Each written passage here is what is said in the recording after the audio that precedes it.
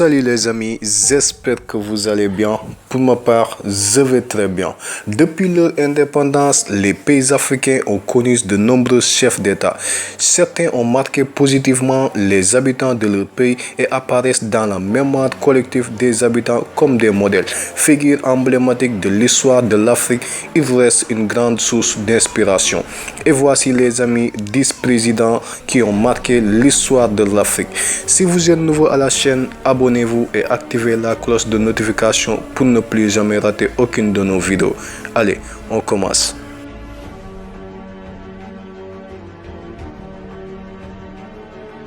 Nelson Mandela.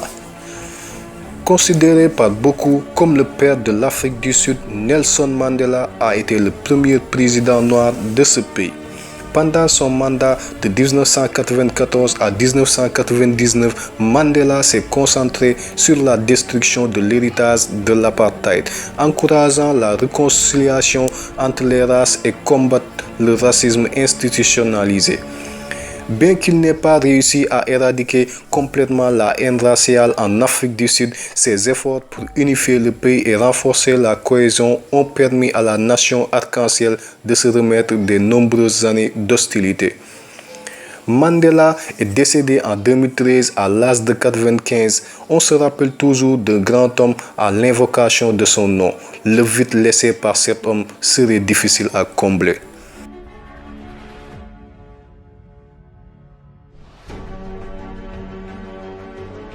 Muammar Kadhafi. Communément appelé colonel Kadhafi, Muammar Kadhafi était un politicien révolutionnaire et président de Libye, un pays d'Afrique du Nord de 1969 à 2011. Certains prennent le guide libyen pour un leader éclairé, d'autres le considèrent comme un monstre et un dictateur. L'évocation du nom de Muammar Kadhafi laisse peu d'Africains indifférents, mais ce qui est évident et crève presque les yeux, c'est qu'il a réussi à garder une certaine cohésion entre les nombreuses tribus rivales de son pays. Il a offert des avantages sociaux à ses compatriotes jamais octroyés ailleurs en Afrique. Il a été largement célébré par sa position anti-impérialiste et son ferme soutien à l'unité arabe et africaine. Le développement et l'unité de l'Afrique a toujours été au cœur de sa lutte. Même si le guide libyen a été sauvagement assassiné, il reste un grand homme dans le cœur de son peuple et des Africains. Kwame Nkrumah, un modèle et un pionnier du panafricanisme. Panafricanisme des premières heures, Kwame Nkrumah a aussi été un bon président qui a servi son pays avec détermination. Il a décroché l'indépendance pour le Ghana, autrefois appelé Gold Coast, qui veut simplement dire la Côte de l'Or, avec beaucoup d'abnégation. Il a organisé 2 conférences panafricanistes à Accra durant des années de pouvoir parce qu'il croyait dur comme fer aux vertus du panafricanisme. Ahmed Sékou Touré. Né le 9 janvier 1922 en Guinée équatoriale, Sékou Touré est le premier président de la République de Guinée. De 1965 à 1975, il rompt toutes ses relations avec la France. En 1958, les Guinéens disent non au référendum parrainé par le gouvernement français sur l'union avec la France et choisissent l'indépendance totale qu'ils obtiennent le 2 octobre 1958. La Guinée est la seule pays des colonies africaines de la France à voter pour l'indépendance immédiate, tandis que le reste de l'Afrique francophone choisit l'indépendance 2 ans plus tard, en 1960.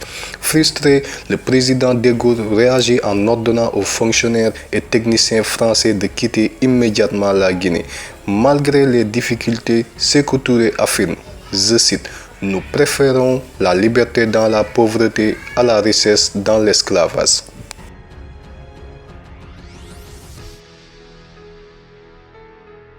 Modibo Keïta. Né le 4 juin 1915 à Bamako, il est le président de la République du Mali entre 1960 et 1968. Modibo Keïta a œuvré toute sa vie pour l'unité africaine, d'abord en participant à la création de la Fédération du Mali avec Léopold Sédar Senghor. Après son éclatement, il fonde l'Union des États de l'Afrique de l'Ouest avec Sékou Touré et Kwame Nkrumah. En 1963, il participe à la rédaction de la Charte de l'Organisation de l'Unité africaine, l'OIA, dont il est l'un des principaux artisans. Modibo Keïta est un panafricaniste et un tiers-mondiste convaincu. Il partage cette conviction avec les grands nationalistes de son temps comme Mohammad Kadhafi de la Libye, Gamal Abdel Nasser d'Égypte, Kwame Nkrumah du Ghana, Ahmed Ben Bella d'Algérie et Nehru d'Inde. Il est mort en détention au camp des commandos parachutistes à Bamako le 16 mai 1977.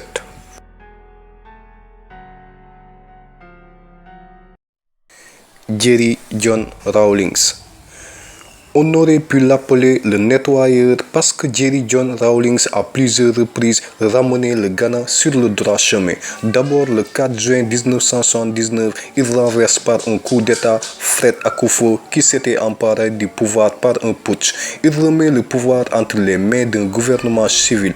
3 mois plus tard, en 1992, il revient au pouvoir par des voies plus démocratiques en remportant les élections présidentielles. Son intégrité et son engagement acharné pour redresser économiquement le pays lui ont valu un second mandat. Dans l'esprit de beaucoup de jeunes africains, il reste un modèle dont on parle encore. Jomo Kenyatta. Jomo Kenyatta a été militant indépendantiste, père du nouveau Kenya émergent, avant de devenir le premier président de la République du Kenya. Issu de l'ethnie Kikuyu, la plus importante du pays pour laquelle il a longtemps lutté pour sauvegarder les intérêts, il est finalement montré du doigt et accusé de perpétuer l'héritage colonial. Ses convictions et moteur de son ambition lui ont ouvert des opportunités certaines, nécessaires à la renaissance de son pays.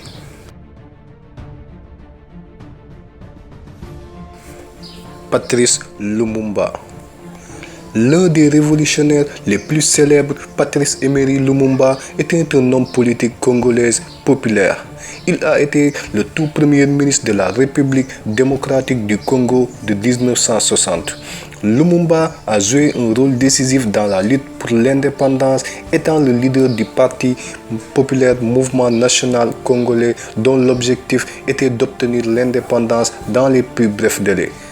Lumumba, nationaliste et panafricaniste africain, il a eu des différends avec le président Joseph Kaza Vobu pour sa quête incessante de l'extermination du groupe sécessionniste belge Katanga, ce qui justement le conduira à sa perte de 1961 où il a été emprisonné sous la présidence de Mobutu.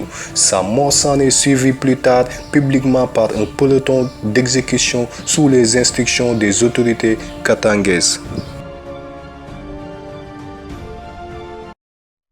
Thomas Sankara. Le père de la révolution burkinabèse, Thomas Isidore Noël Sankara, est né en décembre 1949 dans un petit village appelé Yako en Haute-Volta, actuel Burkina Faso. L'étoile de Sankara a commencé à briller au premier stade de sa vie quand il a été nommé capitaine dans l'armée burkinabé. Il avait moins de 30 ans. En 1983, Sankara a dirigé un coup d'État militaire soutenu par le peuple contre le président Jean-Baptiste Ouédraogo dans le but de lutter contre la corruption et la suprématie de l'ancienne puissance coloniale française. Sankara a lancé un programme ambitieux de transformation sociale et économique. Il a aussi réussi à changer le nom du pays de Haute-Volta par celui de Burkina Faso, qui signifie la terre des hommes intègres. Son approche révolutionnaire aux problèmes ont fait de lui une icône pour de nombreux Africains, en particulier les pauvres.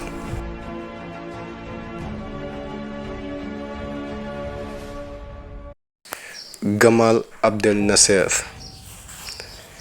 Né en 1918 à Alexandrie, en Égypte, Gamal Abdel Nasser est le deuxième président de ce pays d'Afrique du Nord, de 1956 jusqu'à sa mort en 1970. Il a contribué à la chute de la monarchie en 1952 et a introduit beaucoup de réformes, en particulier dans le secteur foncier. Il est devenu plus célèbre après la nationalisation réussie du canal de Suez. En 1967, ce dernier a essayé à plusieurs reprises de démissionner, mais les Égyptiens s'opposaient à sa démission. Il est mort d'une crise cardiaque en 1970, peu de temps après avoir assisté au sommet de la Ligue arabe. Ses funérailles ont attiré plus de 5 millions de personnes du monde arabe. On retiendra que tous ces hommes avaient un objectif en commun, le développement de leur pays, notamment du continent africain. Et voilà les amis, c'était tout pour aujourd'hui. J'espère que cette vidéo vous a beaucoup plu. Si c'est le cas, laissez un pouce bleu en l'air et n'oubliez pas de vous abonner à la chaîne pour encore et encore de vidéos. D'ici là, prenez soin de vous. Je vous dis merci et à très bientôt. Ciao.